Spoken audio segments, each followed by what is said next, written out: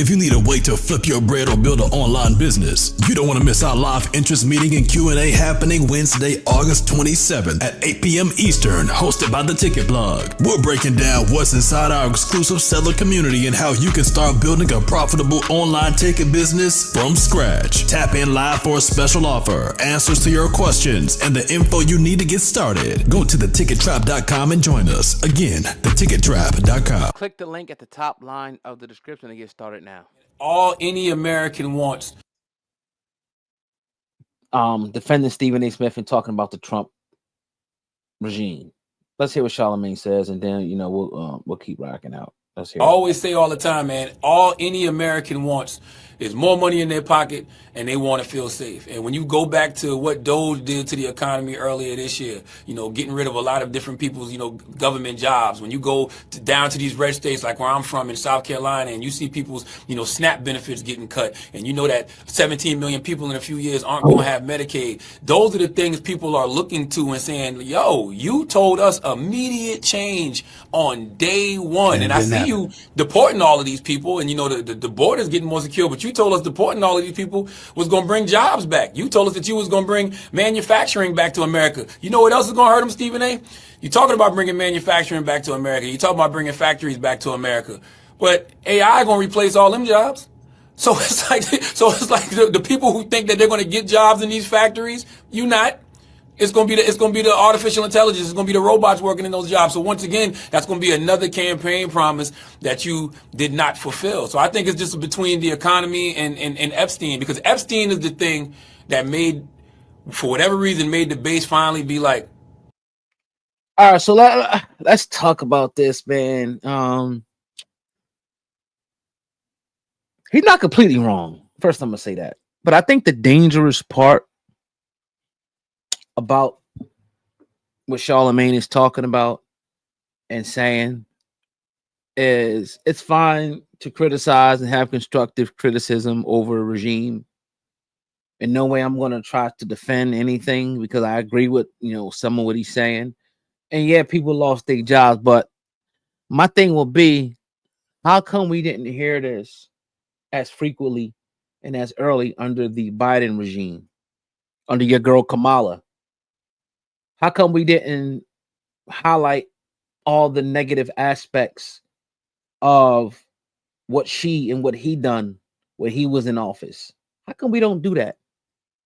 So and in this case, I'm not, the message is the message, right?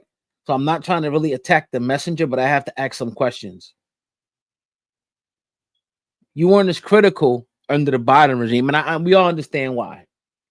We understand why, because, you are a staunch supporter of Kamala Harris. She invited you over for tea and shit, crimpets and shit. You're acknowledged. You're a part of the black elite, so-called the black media elite. So, and in other words, we really can't always trust you to give us the real deal. I'll take this sticker off. This shit looks silly now. We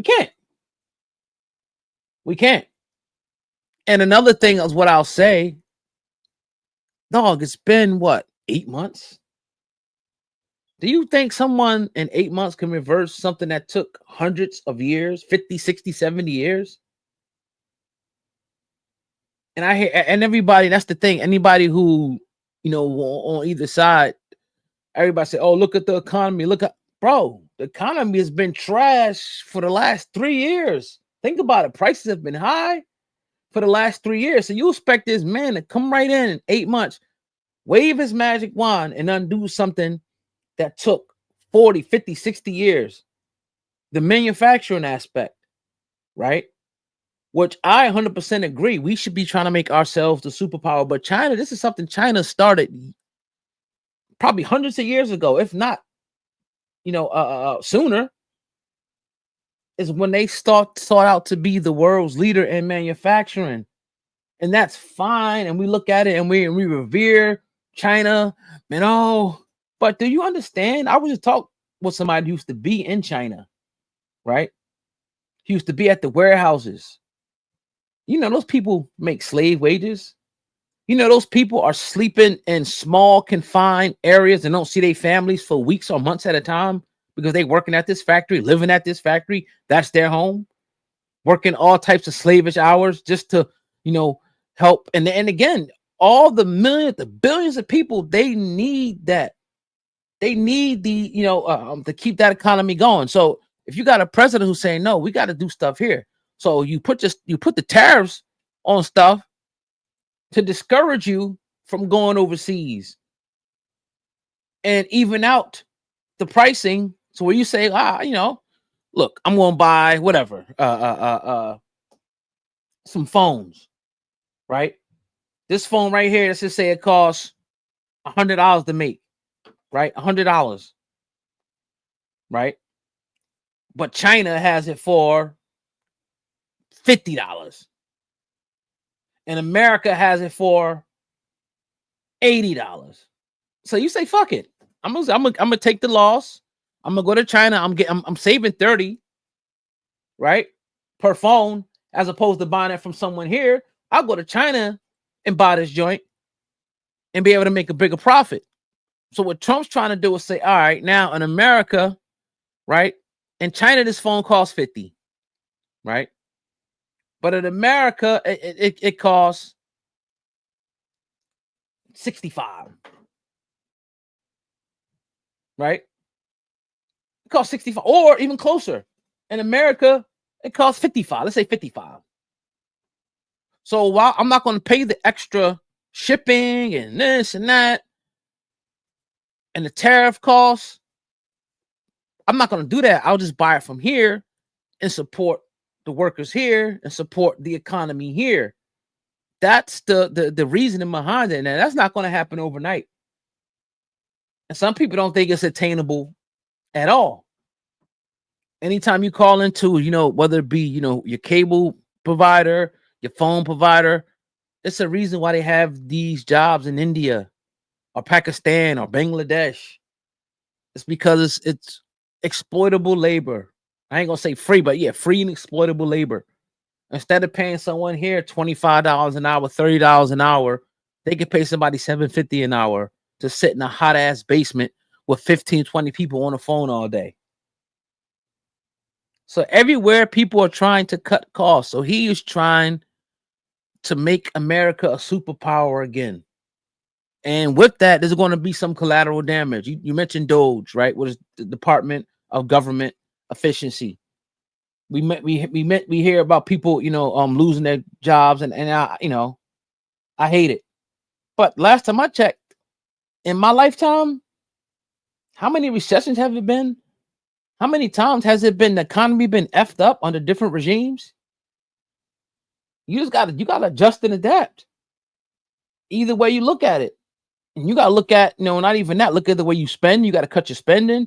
You may have to move to a different part, of the country where it's more affordable to live. Like, there's other things that you can do besides complain and say, oh, this, that. Maybe seek out some more education, look for a better job, start a business. There's other things that we could do besides blaming the government. We know that that's what they do, and that's what they do. We're gonna have to live with it. We gotta buy our food, we gotta buy our gas, we gotta get health care. Another thing, you talk about all these things all these factory jobs are gonna be taken up by AI. No, they're not. First of all, the company has to have the money to be able to invest in that technology before they can do that. And then there are pros and cons to artificial intelligence as well. You want to get a factory full of robots, you have to maintenance those robots. They have to be insured. It's a lot of stuff that goes into that. Quality control. AI is great and everything, and it helps, us do our jobs better and faster and more efficient, but it's not the end all be all. Some jobs you're going to need people to do. You're going to need people to do. So don't try to hit us with a scare tactic. Oh, I could probably accept it more if he wasn't so much, the Democrats, puppet a lot of the time. I mean, lack of a better word, coming out to give us bullshit, not asking Kamala the tough questions when you had her in front of you. So all I'm saying is give it some time. It's been 8 months. It's hard. And then another thing I'm going to say in closing, I remember everybody used to always say this.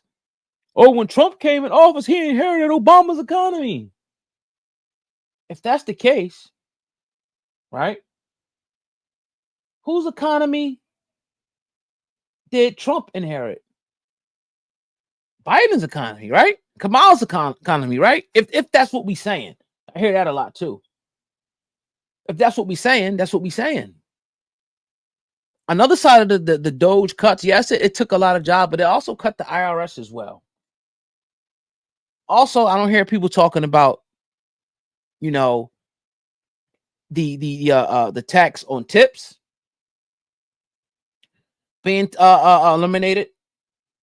The tax on, I think, the first 25,000 of overtime, that put more money in people's pockets. Social Security, I don't hear people talking about that. That's going to help a lot of people put more money in their pocket. And another thing is, get financially literate. Stop spending so much. Downsize. Get rid of this. Get rid of that. That's another strategy you can use. Live below your means. I'm talking to myself too. That's another strategy that we can employ. That's my thoughts. Let me know what you guys think in the comment section. I want real analytical thinkers. And I've been, I've crunched the numbers. I looked at it. It's not looking great for Trump. It's not looking great. But it's early. It's early. Give me 18 months in, 2 years in. Then we can start saying, damn, dog, like what's really going on? 8 months, bro. 8 months. That's my thoughts. Hit the thumbs up on the video. If you want to advertise on this channel, hit me, ogod@hiphopmuon.com. That's OGOD@hiphopmuon.com. I look forward to hearing from you. Peace.